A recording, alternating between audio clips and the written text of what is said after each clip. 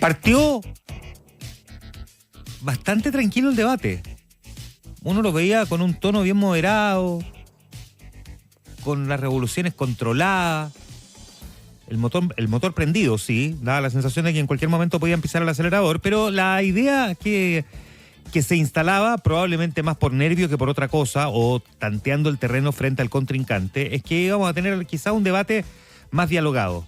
Pero lo que vimos ayer fue, digamos, el acabose de la campaña.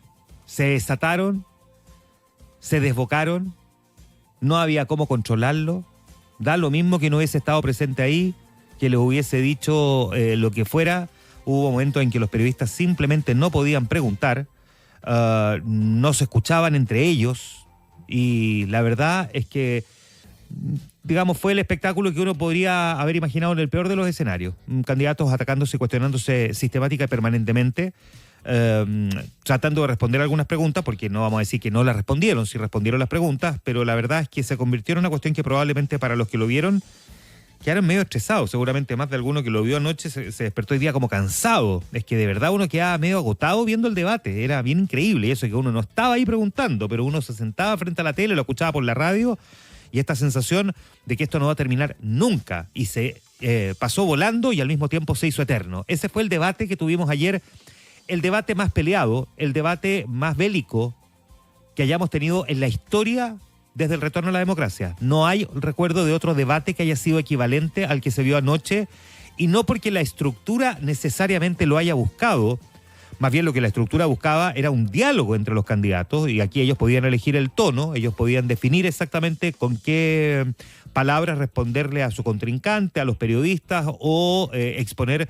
sus propias ideas. La fórmula era una especie de estructura abierta en el que los candidatos fueran respondiendo preguntas, pero pudieran interpelarse al mismo tiempo. Y la verdad es que lo que ocurrió fue simplemente un intento sistemático por desacreditar al otro. Eso es lo que vimos en el día de ayer.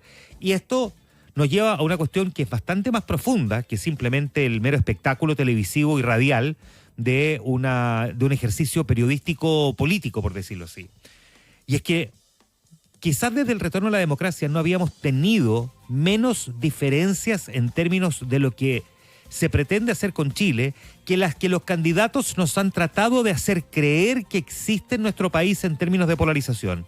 Porque hemos tenido otros momentos en que efectivamente se anteponen dos modelos diametralmente opuestos, pero no es la realidad, por más que se lo vendan así, que aparezcan algunos del comando y usted lea redes sociales, donde por supuesto hay gente que se levanta y lo primero que hace en la mañana antes de lavarse los dientes es ponerse pintura de guerra para salir a tuitear. Esta no es la realidad del país. Hoy día todo el mundo está pidiendo más o menos lo mismo. Certeza económica, estabilidad laboral, ojalá mayor crecimiento, porque el crecimiento redunda en mejores salarios, más seguridad, terminar con la lista de espera y poder encontrar una vivienda. Yo sé que el listado es bastante más largo que eso, ¿no? Pero si uno tuviese que ponerlo así arriba de la mesa y le pregunta a la gente, la gran mayoría lo que quiere es estabilidad. Lo que la gente quiere es orden. Y cuando me refiero a orden no significa que las calles estén limpias, que ya no haya más grafiti en las murallas, que lo que veamos, digamos, en el funcionamiento de nuestra sociedad sea una cuestión esquematizadamente organizada, ¿no? No, la gente lo que está pidiendo es que en el fondo las decisiones que se tomen se concreten rápido y que tengan un efecto sobre la ciudadanía. Y ayer los candidatos lo que hicieron fue básicamente tratar de vendernos que estamos o en un caos total o absoluto, o en una situación que la verdad va en la senda perfecta y que solo merece ser corregida en el margen y no en el centro. Ayer, tanto Janet Jara como José Antonio Kast lo que hicieron básicamente fue tratar de marcar algunos puntos del contrincante más que de los propios. José Antonio Kast por fin trató, con creo yo un poco más de éxito, de explicar lo que hace un rato ya nosotros sabíamos y lo habíamos comentado aquí, que es básicamente su idea de un corredor humanitario para poder permitir que los migrantes regresen a sus países de origen. Janet Jara, sin embargo, se encargó de señalar y sistemáticamente una y otra vez que lo que ha hecho el candidato es cambiar de posición frente al tema de los migrantes y que por lo tanto pareciera que no tiene un plan seguro. José Antonio Kast, por otra parte, presentando la situación del país como simplemente dramática, cuando en estricto rigor nuestra economía ya encontró una senda de estabilidad, probablemente no del crecimiento que todos quisiéramos, pero de estabilidad, de control de la inflación, y que va en el camino correcto. Lento probablemente, pero de ahí a que sea el drama de que en el fondo está hecha añicos nuestra economía, también dista mucho de la realidad. Por lo tanto, esta sensación de que el ambiente está súper polarizado es real. Lo que pasa es que el país no está polarizado. Los candidatos extreman argumentos, probablemente en el límite de lo ético, para tratar de acarrear agua a su molino o al menos evitar que los indecisos voten por el contrincante. Ayer vimos varias aclaraciones importantes. José Antonio Kast dijo que no va a indultar a ningún tipo de persona, especialmente a propósito de la desafortunada propuesta de un parlamentario republicano que hablaba incluso de indulto a personas de más de 70 o 75 años, y eso podría incluir a violadores de menores. Él rechazó tajantemente esa idea y aclaró que además es un debate que está en el Congreso, no es una propuesta de su programa de gobierno y que no la contempla. Tampoco modificar la PGU, sí el autopréstamo, pero no lo que la gente recibe todos los meses como pensión, y tampoco las 40 horas, salvo en el caso de las pymes para buscar, sin cambiar la ley, dijo, de qué manera no acogotar a las pequeñas y medianas empresas. Eso respecto de las propuestas del candidato José Antonio Kast. En el caso de Janet Jara, sistemáticamente insistió en ciertos aspectos, como por ejemplo, echado pie para la vivienda. La candidata Janet Jara puesta sobre la disyuntiva. Esta es partidaria de continuar, por supuesto, por el camino del hidrógeno verde, quiere fortalecer Codelco como una gran empresa estatal y poder avanzar en su ingreso ético o ingreso vital de los 750.000 pesos. Los candidatos no coincidieron prácticamente en nada, salvo en una que otra cosa, que hay que reforzar a las policías. Ambos coincidieron en que Nicolás Maduro debe dejar el poder, es un dictador y que no merece ningún tipo de amnistía. Por lo tanto, apoyan la idea de que salga del poder. El cómo es donde difieren.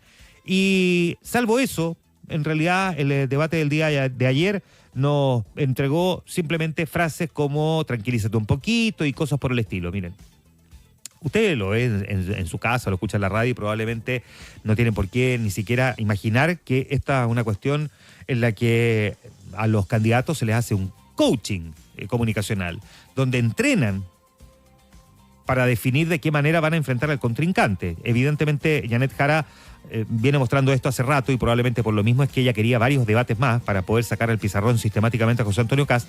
Y lo que usted vio ayer no es simplemente otra cosa que el entrenamiento de figuras políticas que en términos comunicacionales básicamente se les enseñó a tratar de interrumpir para desestabilizar el argumento del otro. Sistemáticamente interrumpirlo, para ponerlo nervioso, para ver si se sale de sus casillas, para ver si se le suelta la cadena, si se arranca con los tarros o como usted quiera decirlo. Eso es lo que vimos ayer. José Antonio Kast no llevaba ese entrenamiento en el cuerpo en el debate del miércoles de la semana pasada de Archie, y si lo llevaba no fue capaz de ponerlo en práctica. Ayer, sin embargo, salió de vuelta con una cuestión que probablemente Janet Jara no pensó que José Antonio Kast iba a poner en práctica de la manera en que lo hizo, y por eso es que también de alguna manera ya quedó un poco desestabilizada. Quedaron frases para el bronce y nos vamos a encontrar con un montón de otras cosas que tienen que ver con propuestas que en realidad no sorprendieron prácticamente en nada. No hubo ningún anuncio muy relevante que uno dijera, aquí el candidato o la candidata dijo algo que nosotros no habíamos visto venir. ¿Tuvo de bueno? Sí, el debate tuvo de bueno varias cosas. Probablemente creo que en algunos aspectos como el de la migración logramos conocer un poco más de antecedentes sobre cómo se pretende enfrentar este tema. Tuvo de malo quizás la incapacidad de generar un mínimo diálogo. El debate propiamente tal no fue eso, sino que interrupciones cruzadas, sistemáticas, y que hizo que nos acostáramos un poco tarde también. Pues entonces uno queda un poco cansado, ¿no? Frente a esta realidad. Ahora, en la profundidad de lo que realmente importa, porque estas cosas pasan y uno seguramente se va a quedar con los reels que va a encontrar en redes sociales a lo largo del día, y seguramente con el paso de los años, cuando tengamos en 4 años más que hablar de un nuevo debate presidencial, vaya a saber con quiénes enfrentándose en la papeleta, vamos a recordar los momentos que vivimos en estos últimos debates en nuestro país. La pregunta que subyace y que me parece que es la única que realmente debería ser importante es si todo lo que los candidatos dijeron realmente están dispuestos a practicarlo. ¿Cómo se recompone una relación entre dos sectores que son tan antagónicos, pero que inevitablemente se van a requerir al momento de tener que gobernar? Ninguno tiene mayoría en el Congreso, y por más que alinea a todos los que más o menos son cercanos a su pensamiento, no le alcanza para sacar adelante proyectos de ley. Si la sensación en el ambiente que quedó anoche y que ya venía acompañándonos desde hace un tiempo, es que aquí hay más desprecio que respeto por el contrincante, que pareciera ser más bien un enemigo que otra cosa. Y eso no le hace bien a la democracia. El ejercicio democrático de intercambiar ideas siempre es útil, ayuda al elector, especialmente al confundido, al que no está metido en el tráfago diario de la contingencia, que por cuestiones de tiempo o derechamente por interés tampoco ha seguido muy de cerca el devenir de lo que proponen los candidatos. Espera en una cuestión como esta, si es que prende la tele mientras se está quedando dormido, ver al menos un par de ideas para que le ayuden a resolver en su cabeza quién es mejor para Chile en el momento en el que Chile se encuentra. Y la verdad es que eso no fue lo que ofrecieron los candidatos. Pueden decirnos lo que quieran, pero no fue lo que ofrecieron los candidatos. Uno fue a defenderse, porque digamos que José Antonio Kast fue a defenderse después de, digamos, la realidad que vivió en el debate de la semana pasada. Y otra candidata además que venía en 2.0, ¿no? Preparada con un lanzallamas, una motosierra, para tratar de destrozar los argumentos de su contrincante. Y eso, tengo la sensación de que no le suman a nadie en estos momentos. Hoy día lo que la gente espera, al margen, por supuesto, de que le resuelvan sus problemas, usted y yo todos tenemos problemas, muchas veces además las soluciones a los problemas suyos y a lo mejor los míos son antagónicas, se confrontan. Lo que a usted le sirve a mí me perjudica, y esa es una realidad que muchas veces vive la sociedad. Uno esperaría una cierta altura de miras.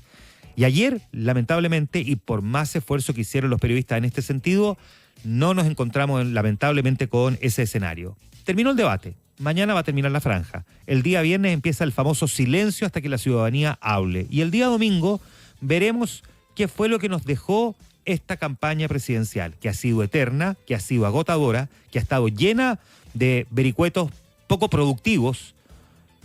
Y bueno, el día lunes estaremos comentando sobre los desafíos que tendrá quien tenga que asumir precisamente la presidencia de la República.